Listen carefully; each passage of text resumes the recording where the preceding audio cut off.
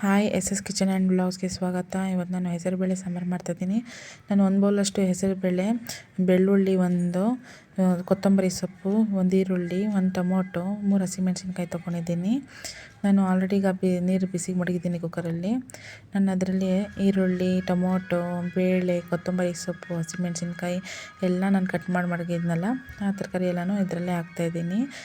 ಇದಾಕಿ ಆಮೇಲೆ ಇದರಲ್ಲಿ ಸ್ವಲ್ಪ ಅರಿಶಿಣದ ಪುಡಿ ಮತ್ತು ಸಾಲ್ಟ್ ರುಚಿಗೆ ತಕ್ಕಷ್ಟು ಹಾಕಬೇಕು. ನೀವು ಹೇಗೆ ಮಾಡ್ಕೊತೀವಿ ನಾವು ಆ ಥರ ನಾನೆಲ್ಲ ಮಿಕ್ಸ್ ಮಾಡಿ ಈಗ ವಿಷಲ್ ಮಡಗ್ತೀನಿ. 1 2ರಿಂದ 3 ವಿಷಲ್ ಬಂದರೆ ಸಾಕು. ನಾನು ಹಾಗೆ ಇಲ್ಲಿ ಹಸಿಟ್ಟು ಮಗಳಿಗೆ ಚಪಾತಿಗೋಸ್ಕರ ಹಸಿಟ್ಟು ಕಲಿಸ್ತಾ ಇದ್ದೀನಿ. ಚಪಾತಿಗೆ ವೆರಿ ಗುಡ್ ಕಾಂಬಿನೇಷನ್ ಇದು. ಟ್ರೈ ಮಾಡಿ ಮನೆಯಲ್ಲಿ. ನಾನು ಎಣ್ಣೆ ಏನೂ ಹಾಕಲ್ಲ ಹಸಿಟ್ಟಿಗೆ. ಕಲಸಿ ಒಂದು ಅರ್ಧ ಗಂಟೆ ಮಡಗಿದ್ರೆ ಅದೇ ಚೆನ್ನಾಗಿ ಚಪಾತಿ ಮೃದುವಾಗಿ ಬರುತ್ತೆ. ಸ್ವಲ್ಪ ಬೆಣ್ಣೆ ಹಾಕಿದ್ದೀನಿ ಚಪಾತಿಗೆ. ನೋಡಿ ಚೆನ್ನಾಗಿ ಬೆಂದಿದೆ ಬೇಳೆ.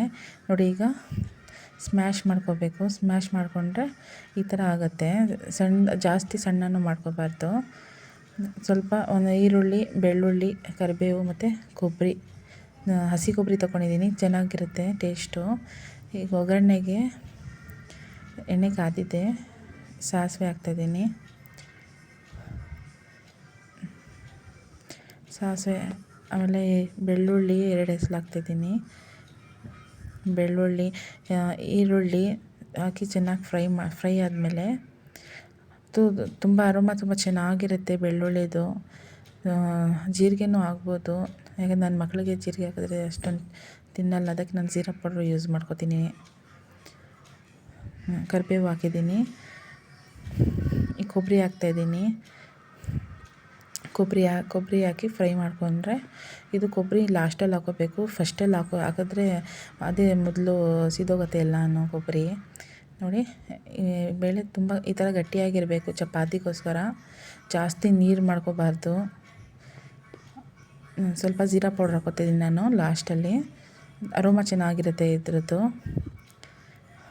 ಇದಕ್ಕೆ 1-2 ಕುದಿ ಬಂದರೆ ಸಾಕು, ರೆಡಿ ಆಗುತ್ತೆ. ಈಗ ನಾನು ಸರ್ವ್ ಮಾಡ್ಕೊತೀನಿ. ಪ್ಲೀಸ್ ಟ್ರೈ ಮಾಡಿ, ಇದು ತುಂಬ ಚೆನ್ನಾಗಿರುತ್ತೆ. ಚಪಾತಿಗೆ ಹೆಸರುಬೇಳೆ ಸಾಂಬಾರು ತುಂಬ ಚೆನ್ನಾಗಿರುತ್ತೆ ಕಾಂಬಿನೇಷನ್ನು.